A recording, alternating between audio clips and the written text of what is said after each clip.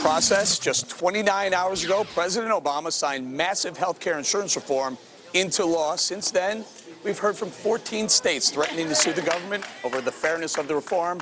We've heard the GOP promising to fight the repeal of the law, saying it was bought with backdoor deals. This begs the question, so if so many people are so angry about this plan, how did they get it through in the first place?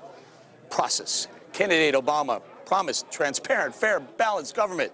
President Obama, not so transparent, may not be even fair. As a ranking member of the powerful Government Oversight Committee, we welcome Republican Darrell Issa. Representative, sir, thanks for joining us. We're hearing of bricks being thrown through windows, death threats. Why do you think people are taking their anger out on Congress people? Well, people are angry because these were bought votes, and bought votes are the most corrupt part of government. You know, in many countries, we understand that the outcome of a court case or even of a law is based on who gives who money or the equivalent. That doesn't happen often in America. When it does, usually people go to jail. Well, and Representative, you know, I'm always careful to try and steer clear from partisan politics. I mean, how far back does this go? Certainly the Republicans do it, too. I mean, I remember the $750 billion bailout for Wall Street turning into an $850 billion bailout and done in the same manner. Well, you might remember that on Medicare Part D, there was an allegation that was thoroughly investigated that was very disturbing, and that was a claim that the former member, I think it was Nick Smith of Michigan, that he claimed that for his vote, he was offered by leadership an opportunity to have his son be endorsed and helped in an election.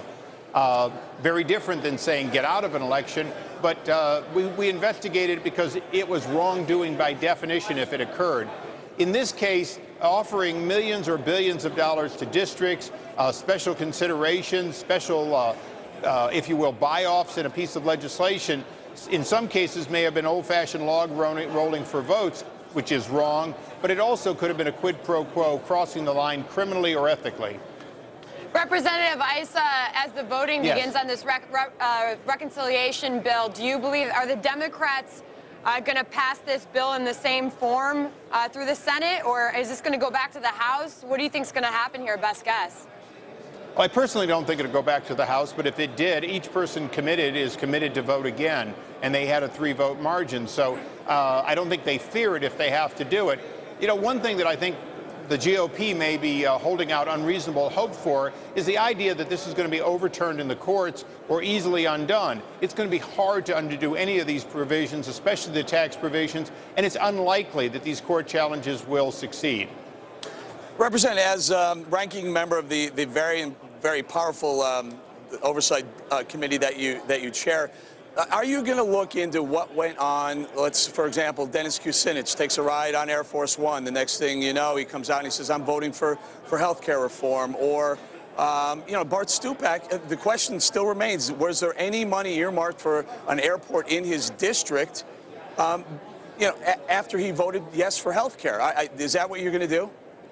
Well, what we're going to do is we're going to look outward. We're not going to look at the members per se. We're going to look at the administration and others who may have given unlawful or unethical inducements. You know, our committee is very careful not to look at our colleagues. That's an ethics question of another committee. But to look at the quid pro quo that may have come from another branch of government, absolutely. So, Representative, what are some of the most outrageous things that you're suspecting and or uncovering already?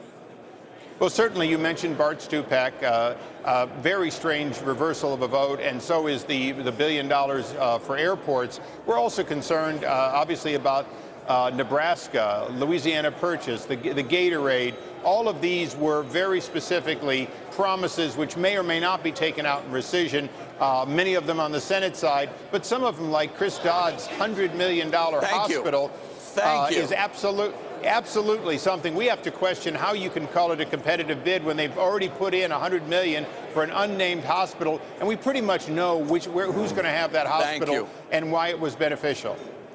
Congressman Issa, thank you so much. Thank you, Congressman. Okay. We'll keep it up. Thank you. Thanks for covering.